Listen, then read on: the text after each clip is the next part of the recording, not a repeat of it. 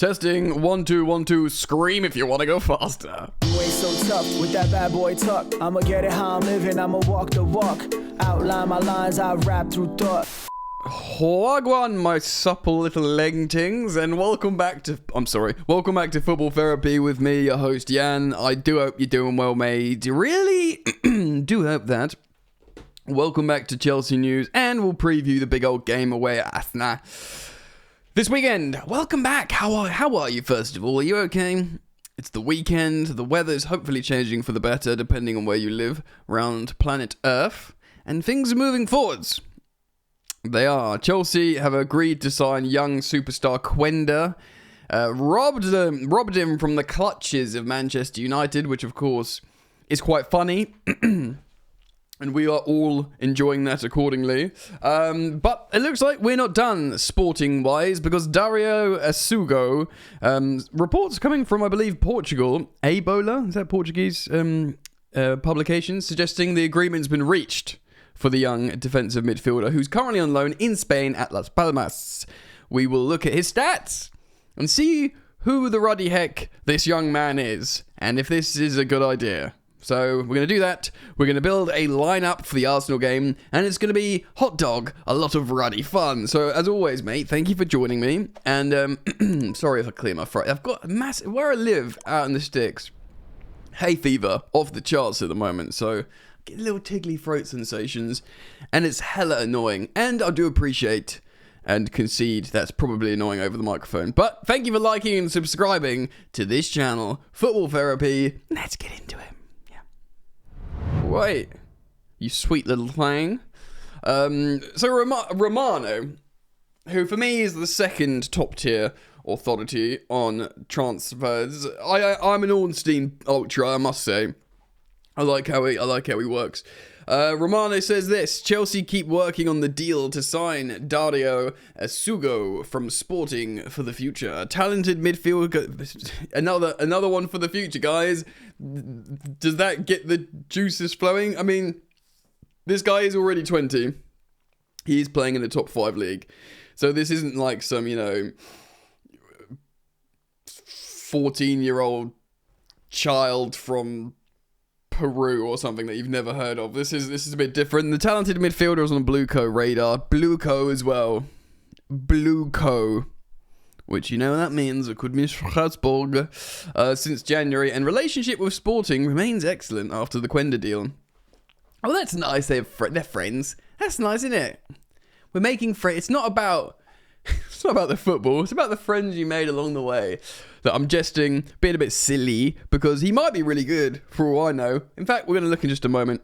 So, Ebola are saying this. Agreement reached!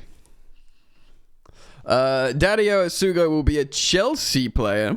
Not Blueco, apparently. We'll see, though. We will see. Maybe, because you think, obviously, Andre Santos is leaving Strasbourg to return to Chelsea, because he's been excellent in France, and we need him. So, Leslie Ugachukwu to go there, or maybe, Matisse Mugu, who we've just signed, everyone's kind of earmarked that, to him to go to Strasbourg and maybe replace Santos.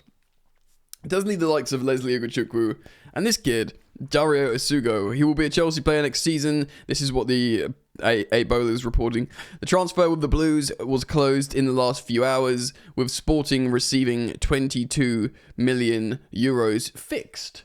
No variables, which would imply no add-ons. It's just a flat fee. So 22 million euros, 22 euros is 18.5 million pounds. Not a lot. So if he's good, amazing. But, like you, I want Chelsea players, not Strasbourg players, and I want really good ones. Of course, while we're on midfielders and spending money on midfielders, we have done that. So, just with Enzo Fernandez, 105, Moises Caicedo, 115. So what's that? We're on 220, plus the 60 of Lavia. That's 280 million pounds on free midfielders. So we've spent big money on midfielders, and we've got Andre Santos coming.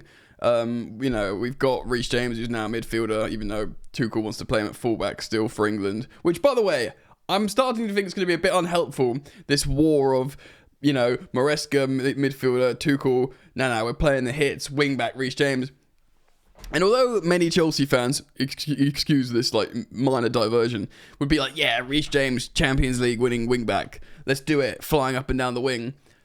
Fine, but my massive concern with Reece James is protecting him and making sure his career isn't in fact over due to recurring injuries. And I think that actually playing him in midfield for a little while is a smart move. So I will never forgive Tuchel, Champions League or no Champions League, if he ruins our captain by flogging him out, getting up and down too much. So we'll see what happens with that. But look, yeah, we spent a lot of money in midfield, we've got options. But who is this kid? Well, let's find out. So 18 million quid. I mean, could that player be an asset to Chelsea's starting 11? Well, let's have a look. Yeah, this is him on X value. Dario Essugo. As you can see on his heat map above my head there, above the old noggin, that is all over the gaff. It kind of looks like he's playing as a CDM, maybe sliding in 4-2-3-1 in the right pocket. I haven't looked at Las Palmas' formation, I must admit. But if you look at his spider chart here, guys, really good at recoveries. His strengths lie in aerials. A defensive player rather than a progressive player. If you look at his key player functions here on the left-hand side of the screen, strong with getting the ball back. Good at build-up, even if not overly creative. Basically just starting the movement up the pitch, even if it's not overly offensively progressive. Tackles, lots of interceptions. And, yeah. I mean, pretty strong in that sense. Let's look at his advanced stats for further context of what to expect from this young man. Okay, yeah, so his tackles win percentage here is very, very strong indeed. He is a ball carrier. He can dribble. He can carry the ball. But what you'd expect is strong with tackles, strong with interceptions. This is a defensive midfielder gang. This is what we've learned from looking at his stats here. Now, I don't expect these stats on the left-hand side to be strong at all for midfielders, because of course he's defensive, and as you can see there, not great. Progression, also not great. Duels, 65. Yeah. Defensive actions, a bit better there, 76 and 70. 20 years old, he is young, apparently he's a good player. He's 178 centimeters tall, which isn't the tallest, but he's not a centre back. Right footer. In a world of left footers, maybe it's nice to have a few more right footers in there. Okay, so we're going to talk about. Let me know what you think. Look, Ebola is saying this is done. Romano says we're working on it. We will continue to monitor the situation. All right then, friends. Arsenal. Now, despite having that game against PSV where they scored 7-1 and they absolutely, danced, they actually haven't had the best time of it of late. Of course, like Chelsea, they're struggling without a striker. So the last game they played was on Wednesday, in the Champions League.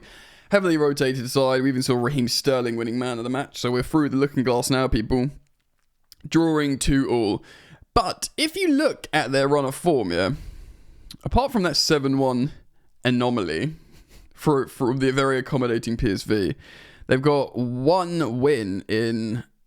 So they lost to West Ham, they drew to Nottingham Forest 0-0, they drew to Man United, and they drew to PSV. So it is, and to be honest, obviously before they got a 2-0 win against Leicester, 19th place Leicester. I mean, we only got a 1-0 win. But they lost 2-0, of course, in the semi-final to Newcastle before that. So they're not in the best run of form.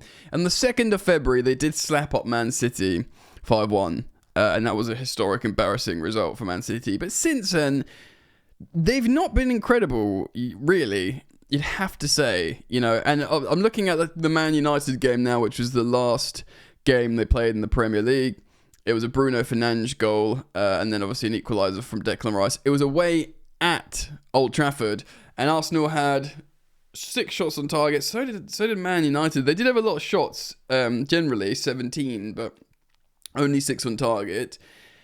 And I think they've got a lot of the same problems, Arsenal, here, in terms of player availability, of course. Like, it's the same story. Like, Havertz is out, Bukayo Saka is out, of course, and Martinelli might be coming back for Chelsea. He's obviously going to be cause a threat and running behind and stuff, but I'm not. Look, let's have it right. This fixture last season, yeah, we lost 5-0. Was it 5-0 or 5-1 or something like that?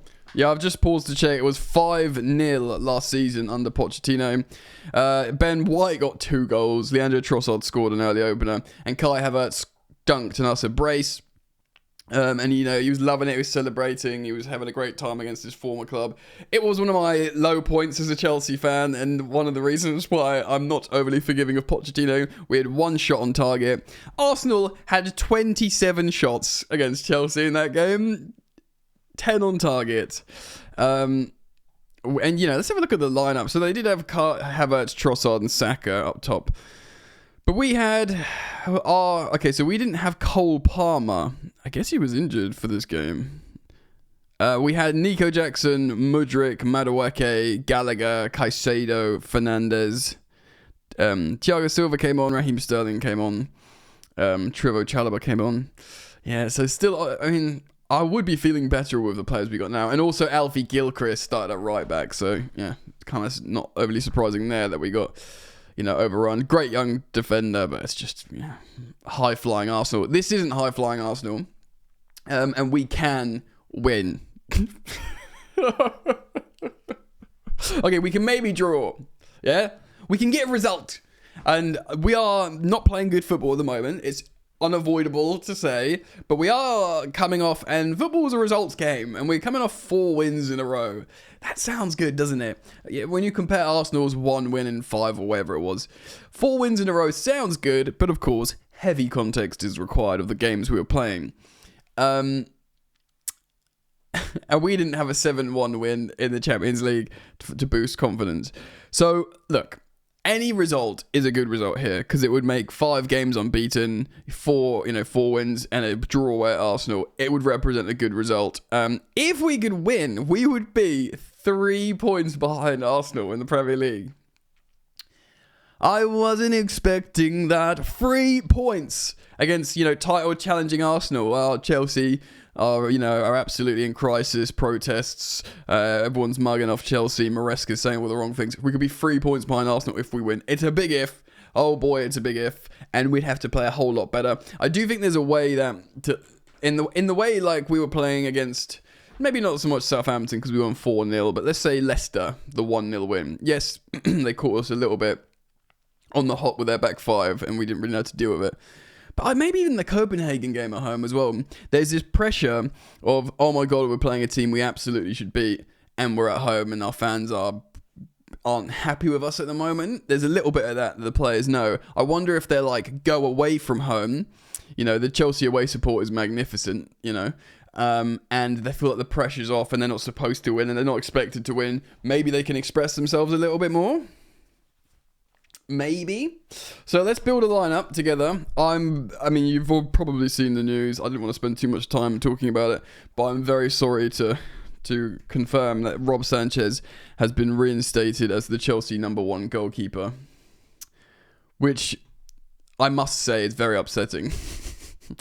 That is the situation. Cucurella will of course start at left back. I heard the Athletic straight out of Cobham Chelsea podcast, Athletic podcast, talk about how Cucurella is probably top 3 Chelsea performers this season. They put him next to Caicedo, who I think is probably the best performer, and Cole Palmer. Although Cole Palmer's been off the boil, he did. Look at his numbers. He did start the first half of his season on course to have a better season than last season, which was like record breaking.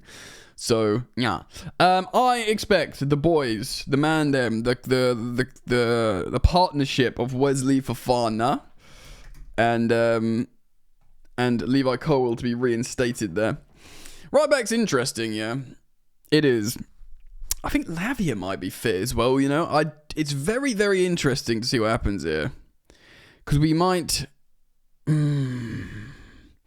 Because whoever plays right back, I think is going to be tucking in, and we're going to have Cucurella going into the pocket. So you could think Malo Gusto. I think he's been injured. I think it.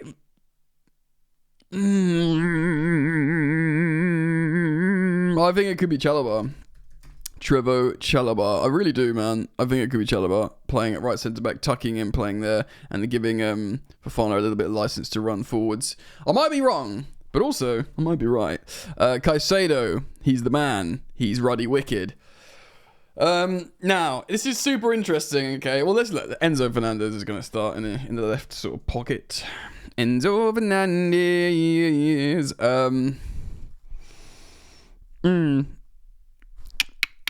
This is super tough because Cole Palmer presumably will start, but is he going to start at right winger again? And I think he might do, you know. And then Reece James is going to start at the right midfield. This is what I think. I mean, I actually look at this just as I'm looking at these footballers, this personnel, and I'm thinking, yeah, I feel safe. I feel safe and warm, you know? I mean, until we see it on the pitch and we see some ponderous Maresca football that's looking a little bit like it's lost its way. But in terms of just these players on the pitch, I'm thinking leadership with the midfield. I'm thinking, you know, talent in the back line. You know, Chalobah, maybe he's not the most exotically gifted player, but he's good, he's solid, he's a really hard worker. So I'm feeling a bit better with this. And we could see substitute appearances of Gusto here, Lavia here, yeah. Obviously, you got to find a way to bring Palmer on. And though I think he is not as good on the right wing than he is at, you know, a free role, I feel like in this kind of game, you just sort of play him there. Do you know what I mean? Now, interestingly, Maresca said in his pre-match press conference, yeah, Pedro Neto's done well at striker. Maybe we could do that, or we'll find another solution. I wonder if that was a Freudian slip, that he is going to try something different to try and catch Arteta out. But, like, what would that be? Palmer as a false nine? No, I don't want to see that. Shimweka, I mean, it'd be quite exciting, but I don't think he's going to throw him in as a start away at Arsenal, personally. So I do think Neto is going to be the false nine again there. And then left wing. Obviously, Sancho's not been great. I do quite like his attitude, even if it's his application, even if his performances have dropped since the opening third of the season. But I mean, I would really like to see Tyreek George start left wing. And hot dog, I'm going to put him there. There he is. Bronze card. Cold. I mean, imagine if Tyreek George gets that first goal away at the Emirates. That would be naughty stuff. It would be lovely stuff. And obviously you could play Sancho off the bench. You know, other players are available too. But looking at that, the quality, you know, the Reece James ability of passing free kicks, Palmer passing free kicks, you know, both Fernandez and Cucurella's capacity to ghost into that left pocket, into the box, the work rate of Pedro Neto running all over the gaff. Yeah. I like it.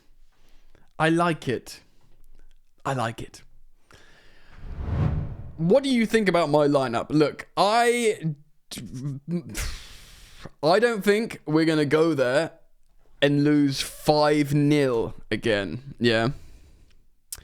But at the same time, I've got to be real. I don't think we're going to go there and win. But what I do think can happen is we might go there and get a score draw, like a 1-1. And I would absolutely take that. I would love a win, yeah? It's my birthday tomorrow. Guys, it's my birthday tomorrow. If Chelsea could do one thing for me on my birthday is beat Arsenal away and we'll go 3 points behind them, I would love that. But I'm going to say a 1-1 draw. And I'll say thank you very much. I'll take that home. And it's another point in the top 5 race in what is one of our hardest fixtures left, I guess. We got to go to Anfield, I think.